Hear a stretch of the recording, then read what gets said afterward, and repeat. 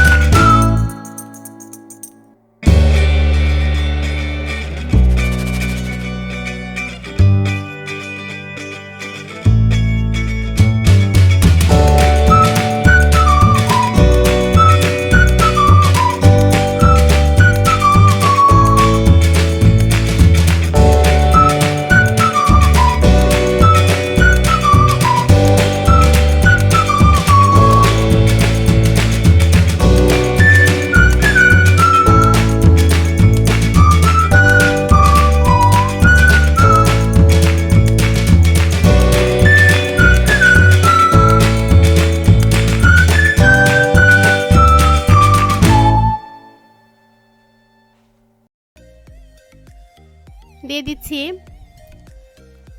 লবণ পরিমাণ মতো, দিয়ে দিচ্ছি সয়া সস 2 টেবিল চামচ, আর দিয়ে দিচ্ছি ওয়েস্টার সস 1 টেবিল চামচ। যেহেতু আমি বারবিকিউ সসটা ব্যবহার করিনি, তাই এই সসগুলো আমি দিয়ে ম্যারিনেট করে নেব। আর আপনারা যদি বারবিকিউ সসটা দেন তাহলে এই সসগুলো বাদ দিতে পারেন। এখন আমি ভালোভাবে মশলার সাথে মাছটা মেখে নিব।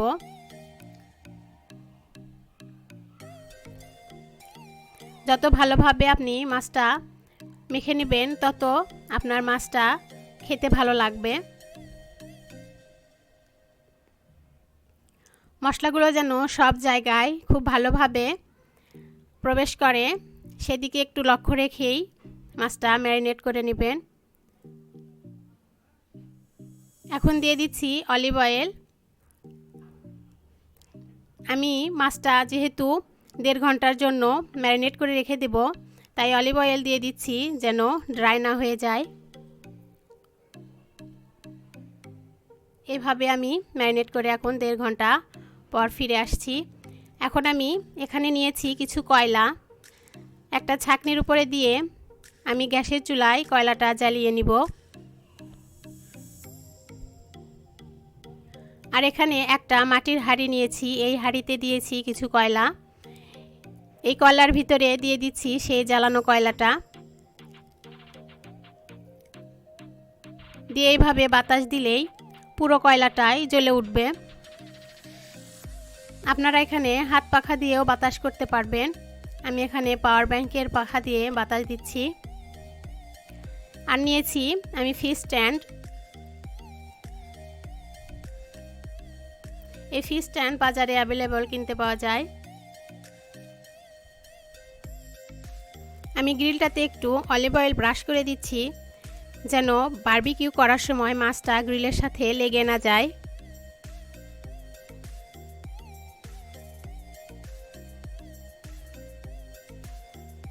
একটা মাছ আমি দিয়ে দিয়েছি।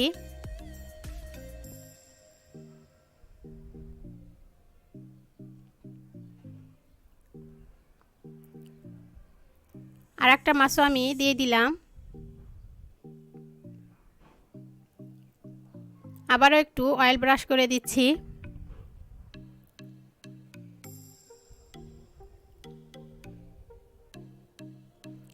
আর এভাবে বাতাস দিচ্ছি যেন কয়লাটা আরও ভালোভাবে জ্বলে ওঠে। স্ট্যান্ডের অপর সাইডটাও আমি মাছের উপরে দিয়ে ভালোভাবে আটকিয়ে দিচ্ছি যেন উল্টানোর সময় মাছটা ভেঙে না যায়।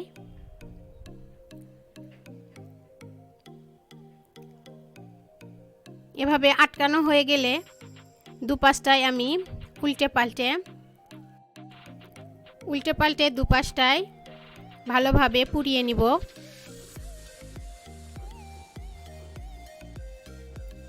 আর এভাবে বাতাস দিতে হবে যেন কয়লাটা জ্বলা বন্ধ না হয়ে যায়।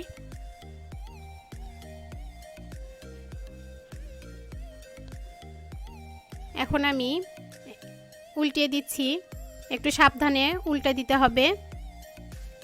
দেখতে পাচ্ছেন একটু পোড়া পোড়া ভাব চলে এসেছে।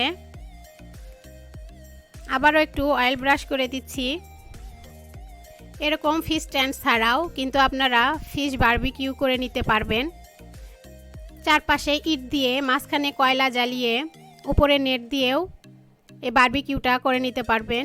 আবার যাদের বাসায় ওভেন আছে, ওভেনের সাথেও কিন্তু একটা স্ট্যান্ড দেওয়া থাকে, এই স্ট্যান্ডেও আপনারা এইভাবে বারবিকিউ করে নিতে পারবেন।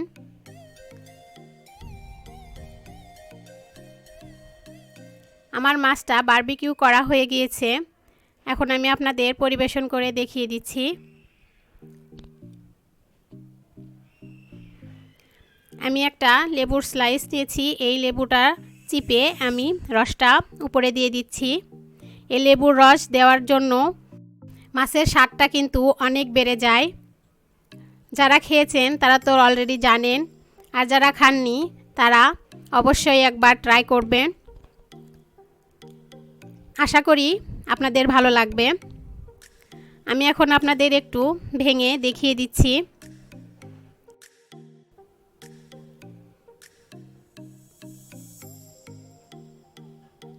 দেখুন মাছটা কতটা সফট হয়েছে।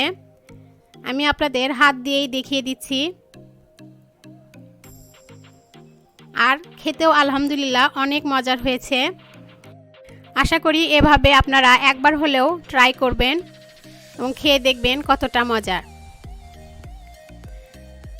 আশা করি রেসিপিটি আপনাদের ভালো লেগেছে। আর ভালো লেগে থাকলে আমার চ্যানেলটি সাবস্ক্রাইব করে আমার সাথেই থাকবেন।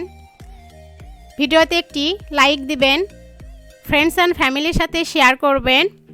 আর কোনো মতামত থাকলে কমেন্টস বক্সে জানাবেন। আজকের মতো এখানেই বিদায় নিচ্ছি। সবাই সুস্থ থাকবেন, ভালো থাকবেন। আমার আর আমার ফ্যামিলির জন্য দোয়া করবেন। আল্লাহ হাফেজ।